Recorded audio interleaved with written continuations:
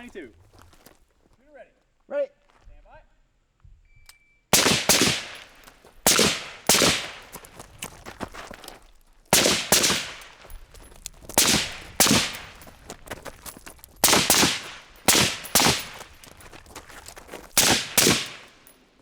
$14-14. Jeez.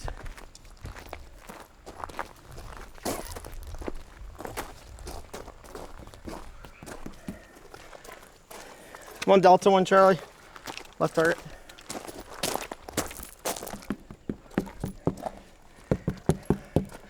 We have 7 Charlies center.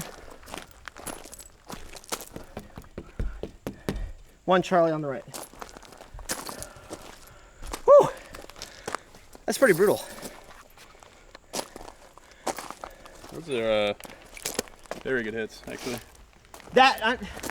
I haven't shot this in a while, so I don't know what's good. This is gonna kill me. Honestly, having only 1 Delta is gonna be very hard to beat. It's gonna be He competitive. can do 7, 6, at least 6 alphas on the sides, and 50% alphas on the center. You're gonna have a good hit factor. No mics, obviously. No mics.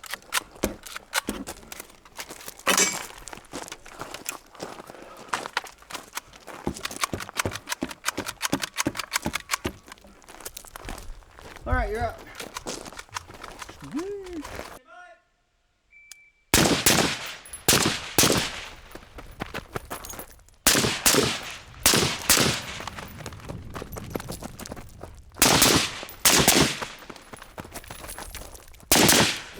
$13-18. Dude, that gun shoots very nice. Just looking at it. This is a very well cast gun. Not the best. Sorry.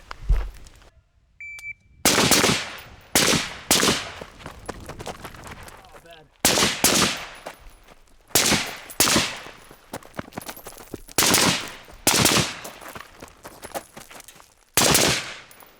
$13.54. Had a muffin for breakfast, bud. You had a better time shooting it off the other angle. You're also just a lot more fluid shooting this. 5 alpha, 3 Charlie. Well, if you were generous, but that's Charlie. If most of it's off, then it's off.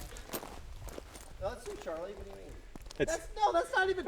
No, that's 3 like Charlie. I said, if you're being generous. No. No generosity here. 6 and 6. Is this all 12? Yep. Oh yeah, dude. Sounds like your hits are competitive. This is what we want to see. Whoa! Yeah, it's an alpha. Okay, your hits are. They're close. I think your hit factors are going to be the same, just like more or less.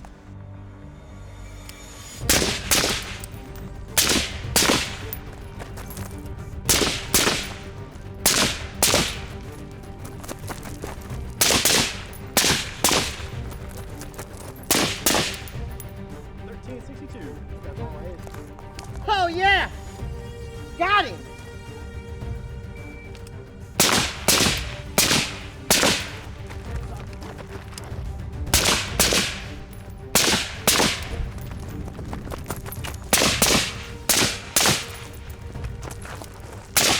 No! Hold it! 14-20. I didn't let myself settle. Oh, I was rushing it. 13.8. 14-20. Close. 6 and 2. So 2 Charlies. Heart rate's 124. 1 Charlie. Center. That's very good. 1 Charlie on the right. This might be the best I've ever shot it. Of course it is, you know. I had a chance. Yep, all on paper. Yeah, it's very good.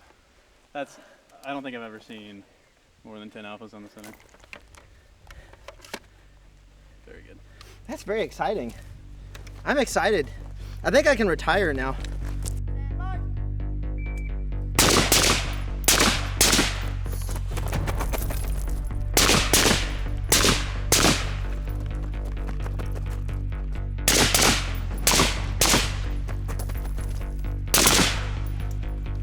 1393.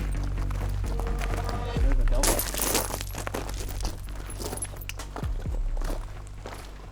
Not beating you, that's for sure.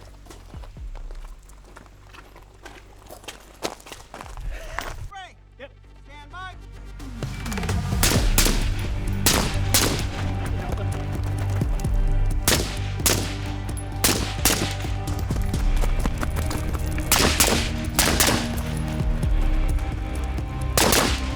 Right there. 1361. 2 Charlies. Shot it faster on your support than your dominant.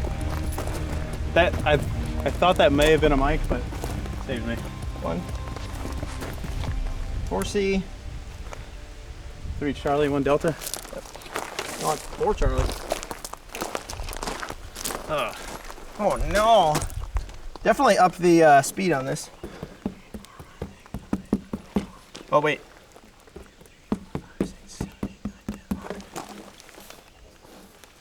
Oof. I'm not sure what that shot would have been.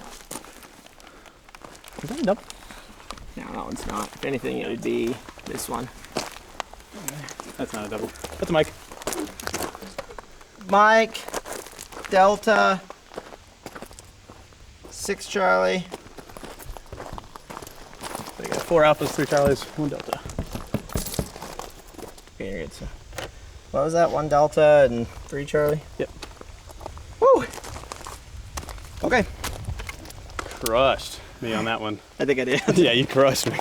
So what you just saw is the T.REX ARMS Scrambler Drill. This is a drill that I designed a couple years ago, and it is by far the most technical and difficult drill that we have on our website. You can head over there and download the piece of paper that has all the instructions on it, and all you're going to need is a 20-meter bay, about 10 meters wide, a little bit more than that probably, so you have a little bit of room, and then 3 target stands just like this. Now, there's one caveat I want to make for this drill. Now, this is more of an assessment more than it is a drill. And one mistake I see a lot of people making using some of these drills on our website is they're just shooting these over and over. Now, shooting these over and over won't necessarily make you better at shooting. It will make you more used to shooting this drill and maybe more used to certain things. But what is much more productive is shooting a drill like this once, assessing where you're at, looking at where you're failing. Maybe you're failing on the target in the middle while you're shooting it on the move. Maybe you're failing at arriving at a position and having the discipline to have a good sight picture before firing off 2 shots, even at the close positions at 10 meters. And instead, individually take that section of the drill and rep that out 5 or 10 times. That is far more effective for getting better at shooting than just shooting this assessment drill over and over, which I see a lot of people doing. So when I come out to the range, if I'm shooting one of these, I'll shoot it once, slick, maybe I'll throw on kit, shoot it a second time, and then I'll go, you know what, I just want to do the stuff at 20 meters. I just want to move from one stick to another. I just want to shoot the target in the middle. I just want to shoot the target arriving into position, but on my support side. And I'll just do that 5 or 6 times, and I'm just working that particular skill, I guess you could call it, or technique within this drill, and that's how you actually get better at shooting, not shooting assessments all the time. But with all that said, let's go ahead and walk back and look at the scores and get Brandon's thoughts on the drill. All right, so the times, we went through and calculated the score, and there's 2 things going on here. There's the speed at which we shoot the drill, so shooting it on our dominant side, and then shooting it again on our support side. And then there's also tracking our marksmanship, the points that we generate on the target. You then take the amount of points you generate from both strings of fire combined, and you divide it by the 2 times that it took you to shoot both strings of fire to get your KD ratio. Is basically what you get. It's called your hit factor. It's how many points you're generating per second. So we shot it slick the first time, which you would think would generate a better score. We shoot it faster because there's less to worry about, and kit just automatically destroys people, is what the internet seems to think. Sometimes, not always. So I shot it slick in 27.06 seconds. Brandon shot it slick in 26.72. So we shot a little bit faster. I generated 117 points shooting it slick. He generated 122 points, so you were more accurate. You had one more. You had a couple more things, better Charlies, or I had a Delta, and I don't think you did. Then when we got to kit, I shot it in 27.82, so I only had a 0.7 of a second difference shooting it in kit with extra weight, helmet, armor, all that. And I actually generated 132 points out of 140. So my accuracy ratio is like 96%, something like that. Brandon, you shot it in 27:54, faster than my time by 3/10 of a second. But you had 84 points. Yeah. Yeah. So what happened there? What happened with the points? I sucked. It's simple as that. Isn't it ironic the civilian shoots better in kit? Anyways, no, it's just a little timing's off. So Lucas is much better at shooting and moving than I am. So when I was arriving in a position, you could see I was off balance. So that's kind of where the hits, where those misses were. So coming out of position, I was duping the gun down a little bit, but that made up for those lack of points. The mics kill it. So. Yeah, for sure. And that's the main difference with kit. A lot of people, at least that I have noticed from shooting in kit, when it comes to actually shooting in kit, if you're just standing and shooting, the kit doesn't change much or anything. The only time it really changes anything is arriving into a position, because you now have extra weight that maybe you're not accustomed to, or maybe you are accustomed to it, but it's just extra weight that's still going there. You know, as far as momentum goes. So on the second to last drill in kit that I shot, or the second string, as I was arriving in the last position, I wasn't fully stopped. My dot tracked into the Charlie right as I broke the shot, and that was I think the single Charlie that I got on that particular target. And that was, I thought I was done moving, and my kit said, no, actually, you're not done. We're gonna go a little bit more, and I shot into the Charlie. So that's where kit will make a difference on a movement drill like this. But if we were just standing at 50 meters or in the back just shooting, it's not gonna make a difference. Do you think it's gonna make a difference? No, unless you have poor stock placement or poor fundamentals, kit doesn't change anything, right? Yeah, or something like giant juggernaut armor or something weird like that. So I'm sure people are interested in the guns that we shot, because that happens to be a theme. People like guns, and it makes sense. So I'll go first. This is actually a PSA Saber upper. They sent me this a while ago to start blasting, and it's held up pretty well. I had a YHM can on it, which was not great. I was getting so much gas in the face, I could barely shoot 10 rounds without having to like wipe my eyes, like I watched the beginning of Up. So that was tricky, but once I swapped out for the Surefire RC2, I'm really not getting much gas, and I just added the SD charging handle into the upper, and I wasn't having any issues today at all. Granted, I'm only shooting 2 rounds, and then 2 rounds, and that's usually not enough to generate a whole lot of gas, just smashing you in the face, like shooting a bill drill or 10 rounds or something like that. But again, it's a fairly, I'd say, simple build, but EOTech, just drop it right on. There's nothing complicated there. I know some of you guys are gonna question the laser light setup, so real fast, the laser is behind where my hand goes, yes. However, my pressure switch to activate the laser is off to the side. So when I go to activate the laser in the illuminator, I'm not actually shining it on my hand. Both are able to get past and illuminate the target. Is there a little bit of splash on the gun? Yes, but if I'm in the process of shooting, I don't really care about splash. I don't think it's gonna matter that much. But the way I have this set up is for balance and for optimal shooting. So I can keep my hand up front with the gun. My white light's on the top if I happen to be using white light. And then if I happen to use night vision, I just roll my thumb over to the side and I'm good to go. So that's kind of how I have mine set up. It's an 11.5. Shot pretty well. I think this upper now has around 3,000 rounds on it, and I'll let you guys know when it explodes. But it's shot pretty well so far. So that's the PSA sort of gun. I have a 10.3 Mark 18 from Daniel Defense. They sent the Armory a few of these, and just got an arrow lower on it. So you can see it's actually a pretty similar setup. Got optic and laser right next to each other. So again, the primary purpose of this is balance. I have a little Yankee Hill riser on this laser just because this is a sync button. So when I activate laser, yeah, it's fat, and I just want the laser to go over my thumb. 193 BCM mount, the new mount's pretty dope. The reason why I run flashlights on this side, I do that on all guns, is for splash primarily, and secondly, this kind of protects my leg from a hot suppressor.